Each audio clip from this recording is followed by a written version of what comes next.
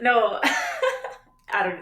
No, I'm just saying I'm discombobulated because woke up late today. Normally, I don't wake up at this time, and so breakfast, everything was rushed, and I haven't even had coffee yet. So, yeah, Girl, it's you one of should have those. texted me and told me you needed an extra couple minutes to make your coffee. I would have understood. Oh no, got it. It's all Oh, here, you but got it. Okay, good. yeah, you But you usually I wanted to have. try to get a couple sips in. Yeah, let's see here. Usually I have like a half an hour or so, but mm, I was stripping down bed sheets, so trying to do multiple things like while I was, Yeah, yeah, yeah. I yeah, hear you. I yeah. hear you.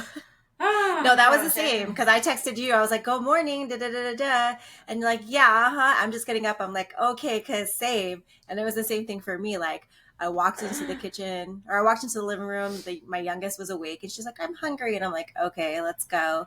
So I'm Yeah, like scurrying to make her a breakfast sandwich and some bacon, and then I look yeah. at the sink and I'm like, "Oh man," because I Uh, couldn't like load another load because there was already some in the dishwasher before we left to go to a movie night at a friend's house, and I was like, why do I do this uh, to myself?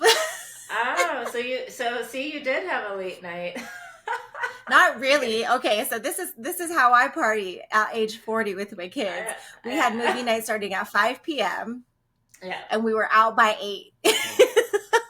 Hey, we had movie night and I think 8:30. Yeah, in bed. Well, I don't think I fell asleep right away, but got them in bed right away. So, yeah, that is what fun looks like for us these days, Yeah. right? Well, actually Friday because the girls had like a fall festival at my Yeah. youngest's school. Yeah. So we got home I think like 7:30, but like we were just kind of like winding down and just messing around and just kind of having a good time. And the next thing I know I look up and I'm like, "Oh my gosh. It's like 9:30." And Yeah. to give you guys a little perspective, my kids are usually like, we're like, okay, wind down by like 7:15, 7:30. Go to your rooms and Mhm. get everything ready. Oh, On the yeah. weekends, it's a little bit more relaxed, but like when I say relaxed, I'm talking like 8:30. Right. And it's Yeah. also a little bit of selfishness because it's like, hey, daddy and I don't get any like quiet time or like time to tune in with each other until you guys are like out of our faces. So go Right. goodbye. Yeah, yeah, yeah. But yeah, we Yeah. didn't even like everything wasn't even shut down and quiet on Friday night till like maybe 10:30, and I'm like, that's fucking late for us. And then Oh, of for course sure. I'm up early yesterday because I wanted to get everything done, and I told my girlfriend that I would bake some cookies, and that's a process too. So I was up by like 5:30 yesterday. And then so Oh, I'm like wow. late night, early morning, kind of another mid late Yeah. night, I guess, in my perspective. Yeah, last night. So I was like, I'm sleeping in. I woke up Yeah. early to get the dog out to go potty, put him back in my daughter's room, and I laid back down. Did you fall back asleep? Yeah, girl. Oh my gosh, I so could not. I'm like, yeah, I gotta check some things out because I'm having those like 3, 4 a.m. wake ups and not going back to sleep. Yeah. Now if the Yeah, perimenopause could just get on board because I you're know. dealing with the sleep thing. I'm dealing with lately, like it feels like I'm overheating, like I've constantly. had Not that. not Yeah. Yeah, like not like a hot flash, but literally like I'm overheating, like it almost feels like I'm febrile. And I'm like, I'm not though. Hmm. What's going on? But I just feel like I'm like Right. my internal temperature is just way too hot. And like my kid was laying Okay. on me last night and I was like, I need you to get off. Like I Oh yeah, yeah. I need you to get off of me. Oh, I know. I get that too, and I don't know. We'll see. I mean, it's been happening sporadically, so like periodically here and there. So it's not like you know. So who knows? Maybe it's Can just will your hot. healthcare insurance in Canada run your Oh labs yeah. for you? Like, oh, Oh they will? yeah. Okay. Here it's just like you just go to your GP and your general practitioner, like your family doc, Okay. and yeah, you can kind of run anything by them and ask for whatever you need. So like Oh, at that's least pretty that's good. my yeah, that's my experience. Like he's never said no if I have any concerns or need anything. It's like, yep, here's a requisition. Yep, let's do that. So yeah, so I'm gonna Yeah, do that's that. pretty good because for here, I think it also depends too, because I know through Kaiser, which is a really huge private corporation out here that many people have, a lot of times if you go to your GP or they call them their PCPs, so their primary care Hmm. physicians, a lot of times if you'll ask for things like blood work for your hormones, they'll be like, oh, well, we have to outsource you. You got to talk to either your OB first or we have to give you a referral to endo. to see that first. And it's almost like you have to kind of like skew your truth a little bit and make it, we've talked about this, or you almost have to be a little bit dramatic about it to get them to really like start to open their eyes and like listen and turn their ear to you. Right. So that's been my experience, or that's the experience that I've seen with other people through Kaiser. But I know for me, I'm kind of a unicorn. I'm really lucky, and it might be because I'm an employee, so I kind of know like who's like a thumbs up Hi. in the network. Yeah. Yeah. So, which is why I drive in about an hour for my OB. So when I saw him and I was telling him I had some hormone issues, it wasn't a no, it was just a not right now because insurance won't cover the blood work due to me still being on birth control. So he's like, Mm. once you are off that, send me a private message right away. And he tells me what words to use on the headline to bypass Yeah. the nurses so it goes straight to his inbox. Because that's also how Kaiser works is when you message the doctor, it goes to a nurse first, and then Yeah. the nurse fields it to see if they can answer it for you before they send it to the doctor. If they can't answer it, then they send it to the doctor. So it's like what should be 2 to 3 day time frame answering could end up being 6 days because it's changed hands so many times. That's And so he tells crazy. me put this tagline on there so that way it doesn't ever even see my nurse other than resends it to my inbox. And I'm like, got it. Yeah. Well, I mean, working within the industry, you have that kind of intel, right? So, Yeah, um, yeah, yeah, for sure. yeah. Well, we'll see what happens, right? This is what it's about. This whole perimenopause journey. We'll share it with you Yeah. guys as much as we can, right? I'm Our sure we will. experiences. I'm sure you guys will hear it. They're like, oh, here we go again, talking about that shit again. All right. Well, I mean, take it away, Carmen. Let's All get into right, guys. our. Well, welcome back to another episode of Breaking the Cycle, Redefining Weight Loss, Health, and Mom Life. And today it's going to seem like a little bit of a hodgepodge of a topic, but I really feel like it's all going to kind of correlate with each other. So we wanted to talk about perception on IG, perception within yourself, the fitness community and coaches, and also like how can you set a bare minimum standard based off of the lifestyle and how hard it can really actually be. And I think that this is something that Dal and I really can relate to in this Yeah. moment because we've talked a lot privately to each other about certain things. But I want you to kind of lead this Yeah. conversation because this is something that you kind of like had a light bulb moment about. So go Yeah. ahead and start the topic or this conversation, and then we'll kind of just see where it organically goes. Yeah. So I think there was an episode that we did, and at the end of it, I prefaced, I actually asked Carmi a question that, and she had to actually think about it as well. But where it stems from is just having conversations with my clients and being transparent about the fact that although I'm a coach, helping others with their health and wellness journeys and whatnot, that I also struggle myself. And I openly admit because I'm a coach and because I'm in this industry and because I have to show up on IG every day and want to, um, for the most part, sometimes no, that there is like a built-in accountability within that system in itself. And so I asked myself, I'm like, well, how adherent or consistent would I be, and to what degree and level, if I wasn't doing this? And we've all heard the statistic that 95% of the people that lose the weight will gain it back. And I personally feel that it's related to accountability and support systems. That's just my opinion, and I know that to be Mm-hmm. true for me. I also heard someone else talking about it on a podcast, and they were mentioning how these people lost weight on a show, and some of them themselves became coaches, and they are the ones that have kept the weight off, whereas most other contestants eventually gained the weight back. And so, again, probably reaffirming my own bias that you know, stepping into the industry itself has helped me maintain my results. Although it can be up and down here and there, whatever. But for me, continuing to have a coach, it's not like my coach. It's like a crutch for me. Like I need that. I have to have that. Otherwise, I won't work out, or I won't do this, or I won't be consistent. For me, it's more, it's an external source of accountability, even though I do have that kind of internal accountability within myself now. But I know if I didn't have that, and if I wasn't in the industry and doing this, I think I would regress a lot more often, or fall back into old patterns a little bit more than I do now. And that's not to say that I would ever go back to, that floor ceiling analogy, like I go back to where I started.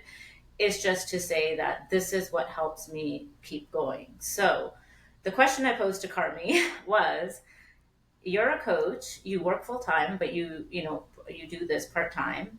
How consistent and adherent would you be, and to what degree, if you weren't coaching and you weren't showing up on IG every day? So that's kind of what I want to throw out there. I would love to just kind of go back and forth about, and something that I want our audience members to not only reflect on, but I think by the end of this conversation, also take comfort in the fact that, like, this whole comparison game and assuming things about coaches in the fitness industry, it might be a bit off. It's probably Yeah. not right, right? So, yeah. Yeah. So, what are Yeah. your thoughts? Like, have you thought about it? Have you, like, taken a real kind of honest deep dive into where you think you would be outside of these parameters? Yeah, actually I did. And it was like, Okay. man, it was so layered, to be honest with you, because Mm-hmm. I had to take in consideration, like, of course, like right now, because I am a coach. And again, like you said, that external accountability to have to show up for myself, and also show up for, our audience and our community, because you can't just talk about it, you got to be about it. Right. Yeah. Yeah. Um, but also to taking in consideration my personality, Yeah. and how I do have a tendency to have like that addictive personality where if it's like I'm always Mm. chasing something, right? Mm-hmm. Mm-hmm. And I feel like, based off of the different layers of me just kind of unpacking it, that I probably would still be in it, Mm-hmm. but probably it would have either A, taken me longer to get where I am today, Okay. Yeah. or B, it wouldn't be as intensely as I am today. Right. Because like now, everything kind of just naturally happens because it's now become a lifestyle for me, right? I don't have to think too much about planning my meals, the dog, Yeah. planning my meals, like tracking my macros, making sure I eat nutrient dense food versus, shitty food. It's just a part of me now. I Mm-hmm. don't really have to Yeah. think that hard about it. But I lost my train of thought because of the dog. I know. But you were saying the addictive personality, like that, because of Okay, that. so Yeah. yes, but I probably would veer a little bit more if I wasn't in this industry. So I guess let me just use this as an example because I was kind of thinking about it too. Um, and it kind of will pertain to like just that bare minimum standard, or figuring out like how can we show up. I've had a hard time showing up on Instagram lately. Like I Mm-hmm. do show up, but I know that I don't show up as consistently as I used to. And I go through levels of it, like ups and downs, right? Mm-hmm. Where it comes easy and it comes natural.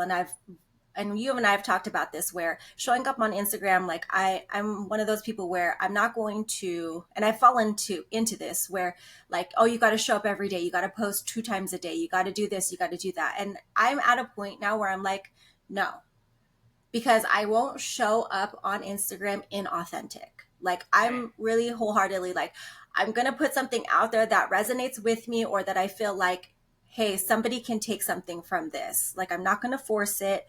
And I've also told you I've struggled because I'm like, fuck, how many times can I put in a post? It's all about the basics. And that's not to shit on our audience. It's just like, well, we keep preaching this, and you're still not buying into it. And it's like, I'm having a hard time, like, really putting something out there that's of quality. Because if I'm going to put something out there, I want it to speak to you, or to speak to somebody where they can take something from it. So for me, I have to, and I'm probably veering way left. I've realized that the first thing that has to go for me is the social medias, Mm-hmm. because I said on my stories this week that I'm still showing up for myself, but usually I take you guys through that on a daily basis, like, not step Mhm. by step, but you see what I'm doing. But I haven't been showing that because honestly, it's draining for me. Mhm. And so I realized that I've got to make concessions somewhere to protect my inner peace and my mental peace and my energy. And that's usually the first thing that I usually have to do. So for me, if I wasn't in this industry, would it be harder for me to be where I'm at today? Yes. And that's ultimately like the long-winded answer that I took Yeah. you guys through as to where, like, that question you asked me is, would I still do it based off of my personality? Yes. Mhm. Would it have taken me longer, or would it have been as fine-tuned as it is today? Probably not. Would I Mhm. have gotten there eventually? Maybe.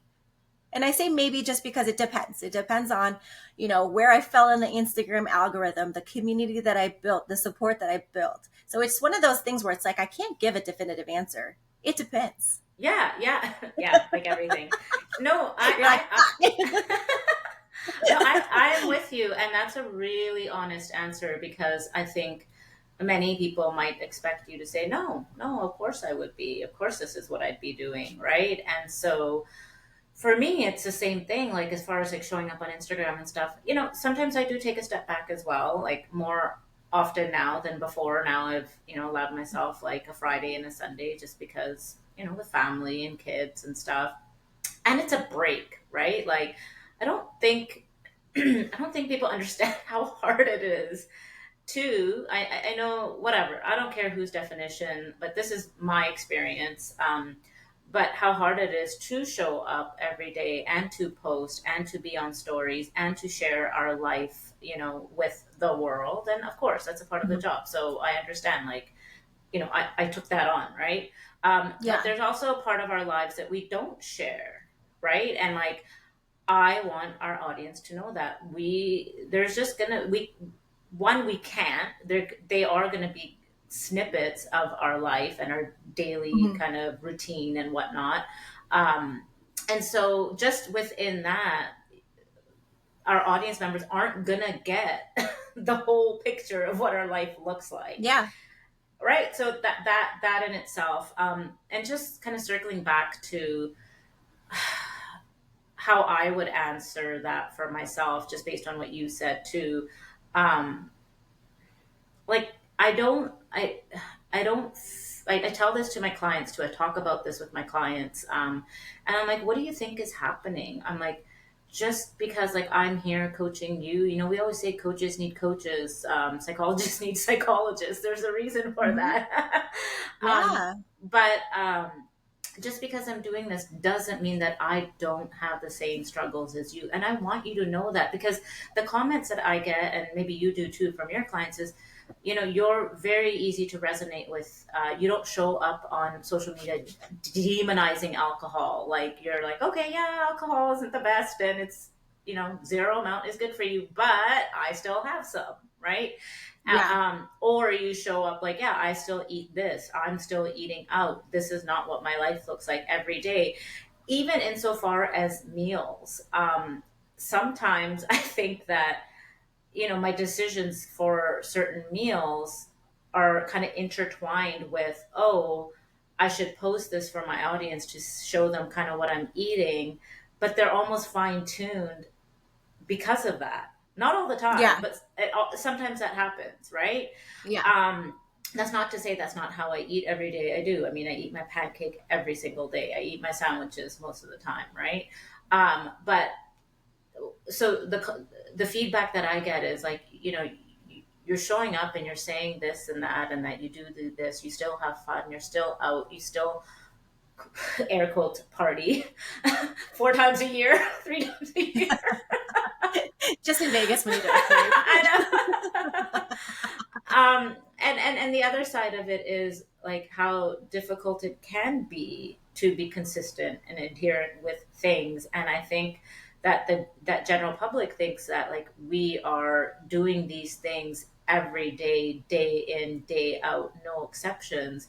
And after becoming a parent, it's very humbling, and I'm sure you agree too. Like, if you're not a parent, that's not to negate the fact that your life is probably as busy as a parent. on the other hand, I'm going to argue that you don't have another human being's life in your hands. Yeah. Right, so the Yeah. stress, the everything that comes along with that, it's just a whole different level, and It's like you another said, beast. yeah, so many different layers of that, right? And so Hmm. part of that is like, yeah, I'm not as, sometimes there's some seasons in my life where I am not as consistent as I want to be, or as adherent as I want to be to certain things. But the caveat being that I adjust my expectations, right? Like Right. and likewise, I'm sure, like our Yeah. expectations align, or yeah, I guess with our actions, vice versa. And Hmm. so that part I think we understand, but a lot of our clients, they're looking at people, they're looking at fitness influencers or fitness professionals or fitness coaches, however you want to coin it, because I know there's a differentiation within the industry too.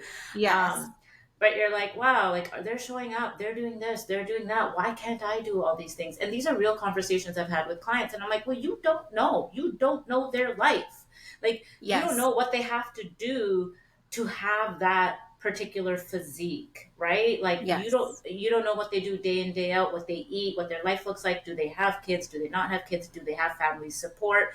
Do they live in a different state or province like I do with no familial support? um, Hmm. do they have kids that are stay at home? Like there's so many different variables, and there might be some that it's a job for them and they may not even like what they do, but they're doing it and they're not showing up authentically on social media. Yeah. Well, yeah, we can. I mean, I think it's easy to, for you and I now at this point to see, like, you Yeah. know, the the people who really are doing it for the higher purpose versus the people who are doing it for a paycheck. And that's not to shit on the people doing it for just a paycheck. Like, if Hmm. you found a way to make this work for you, cool. But I think that goes back to where you and I are going back to, one of your points where you're like, we're really not cut and dry, because that's not what we want to promote. We want to promote a lifestyle. We want to promote something that is like ideal for most everyday people. Because at Hmm. the end of the day, yes, are we health coaches? Yes. But we also are everyday people that want to live and live to the fullest. And that means allowing yourself and giving yourself the permission to have that flexibility to do this and that, Hmm. not this or that. It doesn't have to be a line drawn on everything. Right. And I think that that's really what our messaging is that people don't understand that a lot of these fitness professionals, fit pros, influencers, whatever, like, they show you what they want to show you. And that's not saying that they're being a type of way, like they're trying to be strategic about what they show you. It's Selective. just Yeah. what you see. Yeah. It's what you see. It's what you choose to see. Because there are times where I'm like, oh man, I should have put that on there because that would have been good. Oh well, whatever. Or it's Hmm. like, let me put this on there, like you said, let me put it on there because it's like I want people to see what I'm up to or what I'm doing, to kind of let them see a little insight into my world. It's like we inadvertently choose what to show you, and sometimes it's to do something or highlight something in a positive, and sometimes it's to highlight or show you something that's we're struggling with. But at the end Hmm. of the day, like I said, it lacks context, and that's Hmm. why also we really wanted to create this podcast, because again, it's very hard to have context on Instagram or on social medias, and this is our long form way of being able to give you guys context and give you guys a little bit of a backstory behind certain things. And so I don't know, what's your take on that?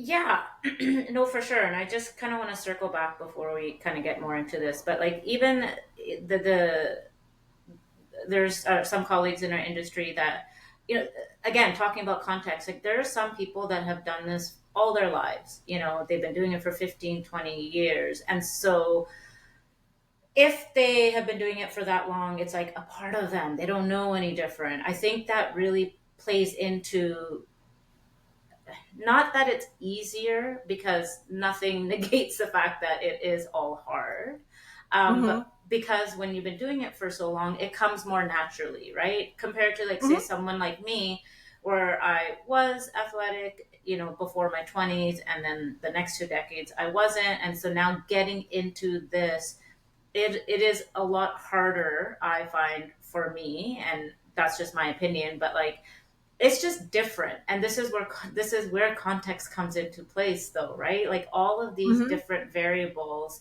you don't know the background of these individuals. You don't know where they're coming from, their lifestyles, what their lives have looked like up until this point.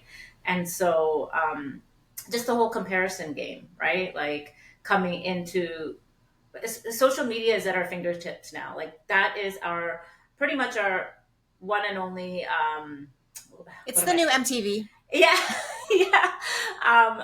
But the thing that we go to, right? Like, yeah, Mhm. exactly. It is. It It's is. our And guilty pleasure. It's where we yeah, find it's it almost it's our news, it's our guilty pleasure, it's our toxic it's the toxic traits within us. Like it's everything. yeah, and we use it to like as reference for everything, right? That's the first thing Hmm. we go on to. And I'm just, I used to do that a lot too. I used to compare a lot. And now being on the other side of it, I just see things differently. Yeah. I can see things from like, oh, okay, wow, I get that. I get what that person is saying. Like, but what about this?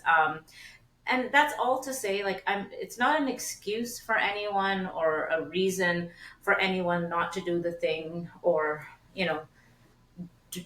go work out, go whatever. It's more like, hey, sometimes like your life is different. You're working a 9 to 5 job, you have kids, whatever may be going on. You might have aging parents. So might this person, but this person is also doing it for a living. And I just feel like that plays such a big role in everything, Yes. even down to food and recipes and kind of those types of things, right? Because there Yeah. is still a level of not for all. This is just generalizing, but there is like a level of showing up in a certain way.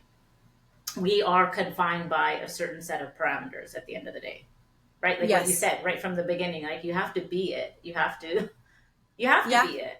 You Yeah. can't. You have to practice what you preach, right? Yeah. So, But it's um, also to a level of like us being able to navigate through it a little bit more easily than I mhm, guess our clients would be because again we are practiced and we are seasoned. mhm, So us knowing how to modify our nutrition or us knowing how to modify our workouts and set that bare minimum standard comes probably a little bit more naturally to us than what our clients would be. But then yeah, again, too, that's where if you are working with a coach, that's where it will require you to communicate with your coach so they can in turn help you navigate it so that way you can learn how to be seasoned at it also.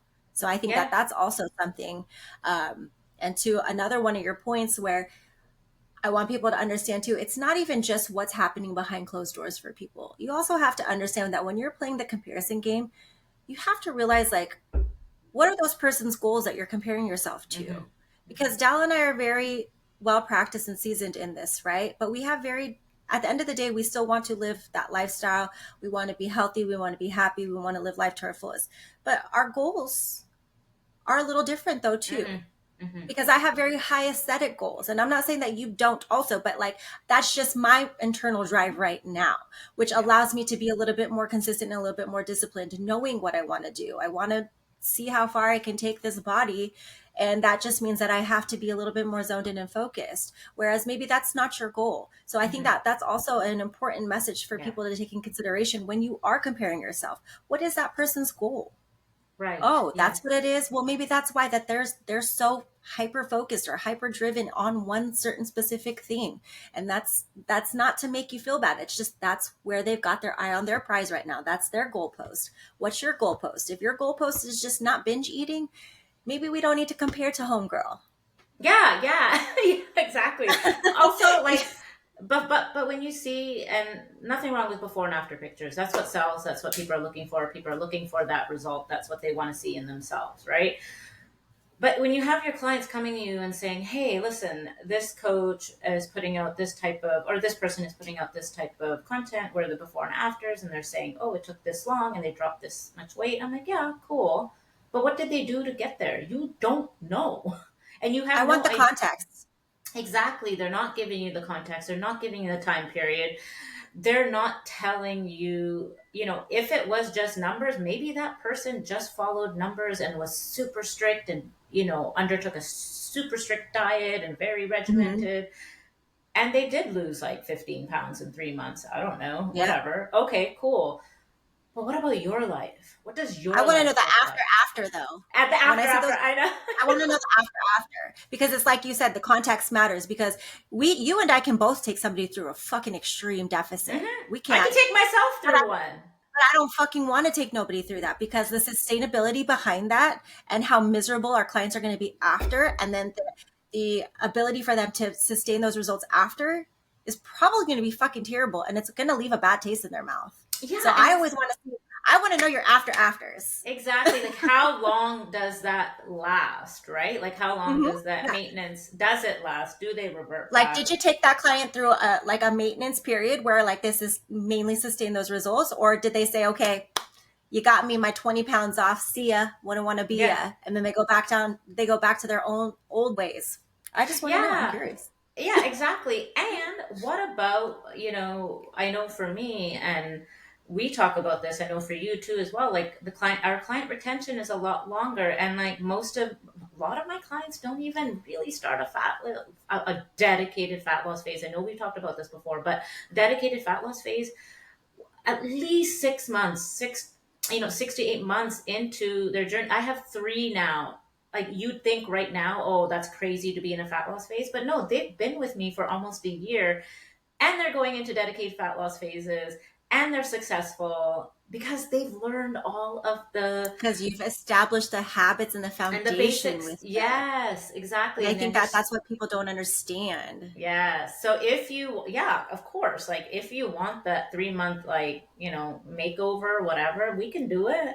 We can put you on that and get you down, whatever. Like, but there's a reason why these extreme approaches don't work. There just Like is, right? long Long term. term, long term. Yeah, short term for And it sure. doesn't Like, feel good for us. no, no. And if they want to, I mean, of course, they've tried and they've done it kind of sporadically in between, but because they're learning to navigate life, they not quickly, but they eventually realize it's not as easy because we're always going to come back to it. It's so layered. There are so many Hmm. different variables, excuse me, at play. And so this is why it's like context matters. When It you always see these does. things, you have to ask yourself, what are their processes? What does their coaching look like? What's going on behind that actual, before and after picture? What went on in between? How long was Mhm. that process? And what were the struggles? What did they learn? What did they unlearn? Like, there's just so much. And if we just come into it thinking, yeah, it's just about the number on the scale, well, then, I mean, then you can be I'm so that fucking tired of statistic. that. I Sorry. know, I'm I I'm so know. fucking tired of the number because like I said, I had a conversation. I think it was with Ashley Dwyer where she was posting something on about threads and I was like, I fucking hate threads because every time I find I something know. on threads, it's fucking ridiculous. And Yeah. she's like, she says she really believes that threads is like people are posting things for rage bait, basically. Oh, I'm sure. And I was I'm like, sure. oh, that makes sense. Because all it is just that I need to lose X amount of weight in X amount of Yeah. days or weeks. And I'm just like, why though? Yeah. Why? And again, I'm speaking from a biased standpoint because I've done the work.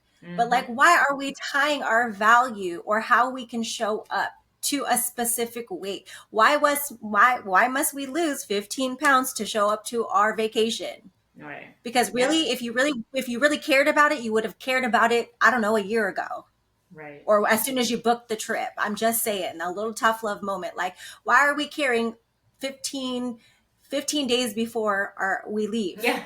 Yeah. Fuck, like, Yeah. Yeah. Yeah. It's, we really have to get honest. Like, we have to get honest with ourselves. And sometimes it is a lack of awareness and being sucked into this, part of the industry and world that keeps feeding off your vulnerabilities and insecurities, and sometimes you just don't know what you don't know. And I obviously, if you're listening to us, you do. But it's tough, and I think one of the biggest things that helped me was, oh, we talked about in the last podcast that we just, I think, posted, but it was like decluttering your environment, right? Decluttering that mm-hmm, mental environment. And part of that is the comparison.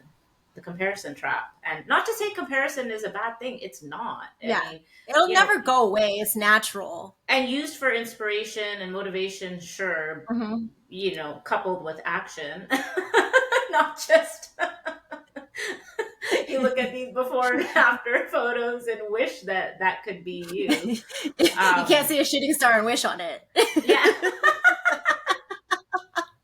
Please, oh, please.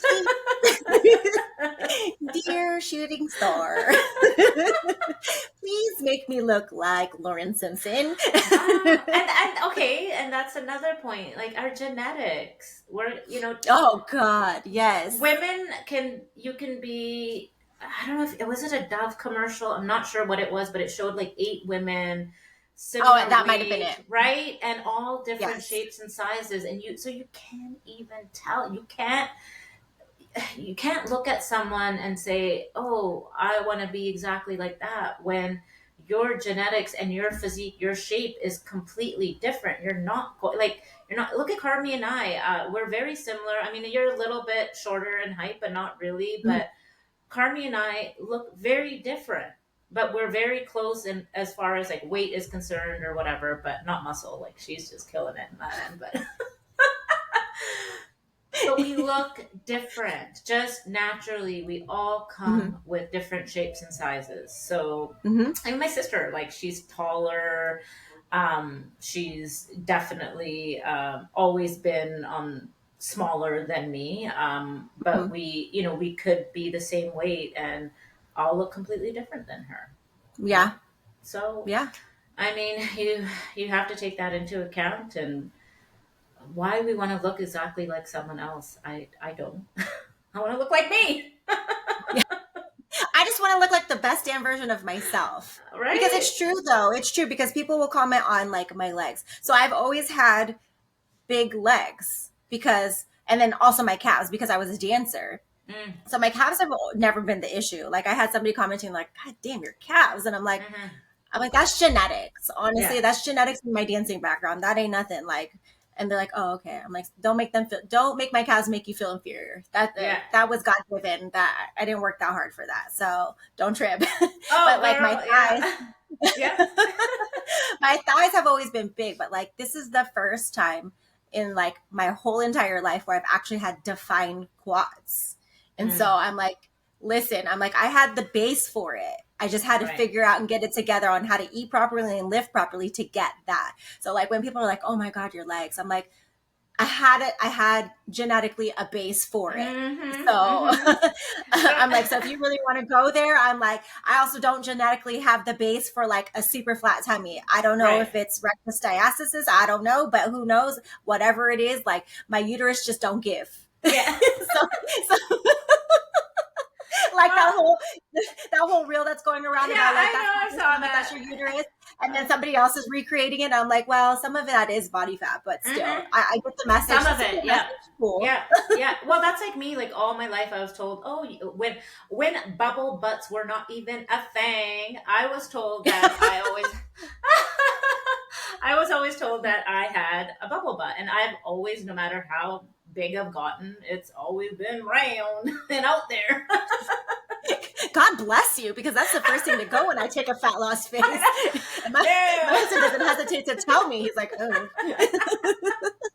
Yeah, yeah. And so again, right? These are just some things that like whatever, they're just genetics, right? And can Hmm. you if you have a flatter bum, can you get a bigger bum from working out? Yes. Yes.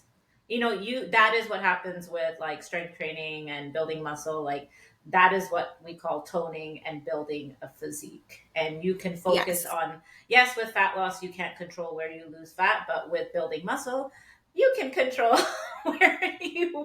want to put It's the emphasis truth on. though, because It is. that's what I'm working on right now Exactly. because I've been able to build up my upper body and my quads. Now Yep. I need my hamstrings and glutes to get with the program. And so Hmm. although I'm still working on quads and upper body, like a lot of my leg days or my full body day is a lot of hamstring and glute emphasis. Because again, like I said, that first thing that goes is Is my booty.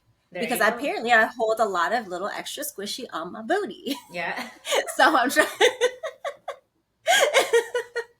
so So now I'm just trying to build up them glutes. And then I want to be like some of those girls. And again, this is not me comparing. No, I just want to see if I could be like those girls that when they bend over, you see the hamstrings. I don't know what it is. I just think that that's so sexy. And like, for man, sure. if I can go to the grave with them definition on my Hmm. hamstrings, like I will die a happy old lady.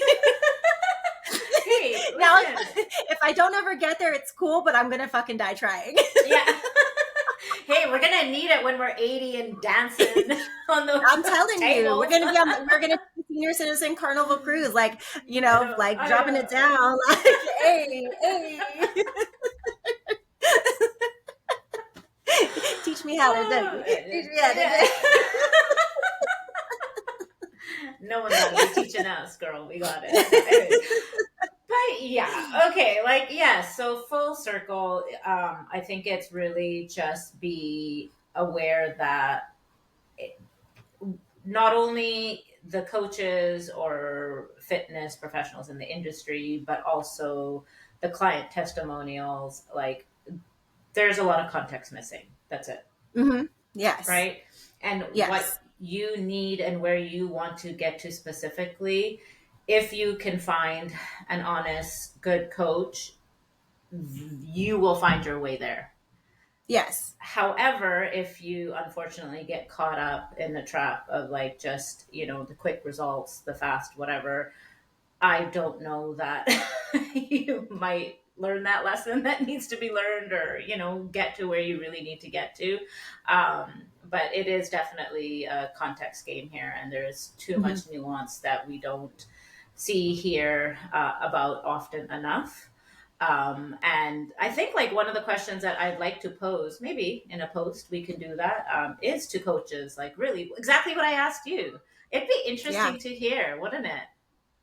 Maybe. Oh, you know what? Remember we were Yeah. talking about like us Yes. recording at Yes. Real Coaches Summit? Maybe that'll be the question that we pose to them. Let's make them Yeah. go deep. Let's do Right? that.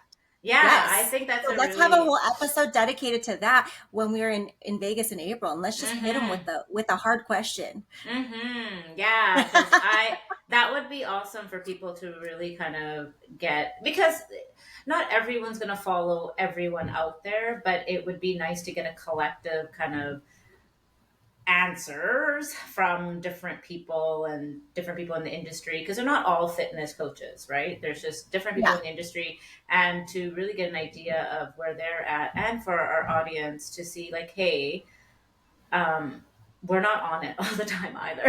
Yeah. It's Well, not. Yeah, go ahead. Well, we just want people to understand that we also, even though we're fitness professionals, have our own struggles too. And Yeah, sometimes we give you a little insight into it, and sometimes we don't, just because sometimes it's something that we just need to privately navigate through. And it's not because we're trying to curate what we show you. It's just sometimes we have to keep that close to the chest, right. because again, a lot of Instagram and social medias is energy exchanges, and sometimes for me, I'll speak for myself, like I have to protect the energy that I give off, because if it starts to affect me in my home, then I'm not willing to sacrifice that. And Right. so like people need to understand that despite us knowing how to navigate through this, we still have our own struggles. We're still human. We still have a hard time showing up. And it Hmm. just goes back down to that, like, what is our bare minimum standards? And it goes full circle to what I said at the beginning. Sometimes I'm going to have to take something away. And that just means social media is I'm going to take a step back from it, because if it's Hmm. compromising my sanity, my mental well being, and also how I show up for my family, then that's always going to be the first thing to go. Hmm. Hmm. Yeah, exactly. So yeah, I don't know. I think that's a good place to kind of end this, really. And I just want to reiterate the fact that it doesn't negate like my effectiveness as a coach, my transparency and being honest about me needing accountability. And I want our audience and people to know that there shouldn't be any shame in wanting a coach, or needing them long term, right? Like, of course, the Mhm. goal is for you to be able to learn and do this eventually on your own.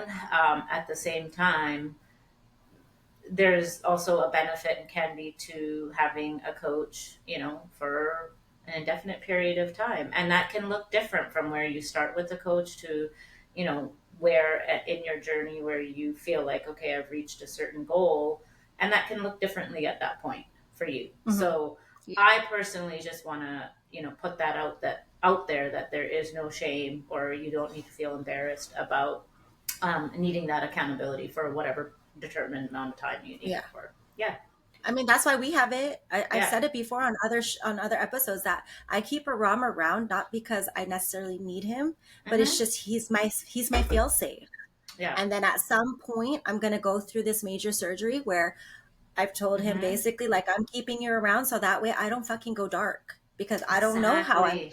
I don't know I've because that's something that I mean we could talk about later where like I don't know how my life is going to change for those few months because I Right. won't be able to be doing what I normally do, Mm-hmm. which Mm-hmm. keeps me sane. So am I going to be fucking bouncing off the walls? Am I going to be becoming emotionally unhinged? I don't know. So Right. I'm establishing everything that I can right now and then keeping him by my side for when I need him. I mean, but Perfect. also too, I have a community with me. I have Right. you. I mean, like, Yes. who do I have on speed dial? A Ram and you, other than my Yeah. husband. But it's kind of like one of those things that I'm curating for myself, and also I'm also creating those. I'm creating that buffer around Mm-hmm. me to Mm-hmm. help me, because you just never know what life is going to bring. Right? Right. We're getting older. Nothing is promised. It's nice Yep. to know that you have that fail safe, somebody who you can confide in, who you Right. can turn to, who can give you that tough love, but also listen to you without Yeah. judgment. Yeah. Yeah. For sure. I'm the same. So here we are, coaches who have coaches. And coaches have friends who are coaches. Advocating that you should probably have a coach too. A shameless plug. No, I'm kidding. It's not Whoever, even a shameless plug because what I it's tell not. people, because the first thing that people ask is, what's your pricing? And I'm like, listen, this is my pricing, but like you can downgrade at any point because Mm-hmm. a lot of it is a lot of work at the front end of it. And then once I Right. get you established, it's less work. So you can do less check ins, you can go down to a lower price. And honestly, I want you to get to a point where you don't need me, but maybe you want me, or now you can fly because Yeah. I've gotten you so good at what you can do. And just because you fly away doesn't mean you can't come to me. Like I Yeah. keep it an open door policy with all of my Yep. clients. And I Yep. tell people, listen, it looks crazy, but it's an investment. And my pricing is not even that crazy, to be honest with you. No. But like, it's hard for people to make the investment. But I tell people like, if you can invest, it's an investment. It's an investment in you for, I mean, 6 months is pushing it, but if that's all you can do, cool. We'll do all the work that we can within Mm-hmm. those 6 months. But like ultimately, if you can invest in a year's worth of coaching, you're good. Heck, if someone invests 6 months, I'm telling you at that 6 month mark that that person is going to want to continue, because it's Yeah. usually around that 6 month mark where reality sets in and it's like, holy shit, this stuff is hard. There's a Hmm. lot more to it than I ever imagined. Hmm. And I need to continue this, right? Yeah. So, Yeah. yeah. Yeah. So, anyways, I guess we'll leave it there. And I hope you guys enjoyed the episode. And I don't know, maybe got some comfort in knowing that. And knowing that we're fucking human too. That sometimes we're in the corner rocking back and forth. Yeah. We're on voice notes with each other like, SOS, SOS. I'm going to cut a bitch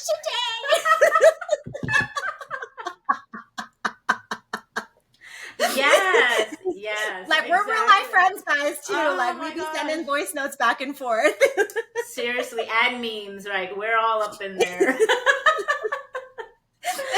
Oh, anyways, Oh all my right. goodness. Well, again, we'll leave it at that. And if you like this episode and you think that it can help someone, please like, share, subscribe, and we'll see you next week. Until next time, bye.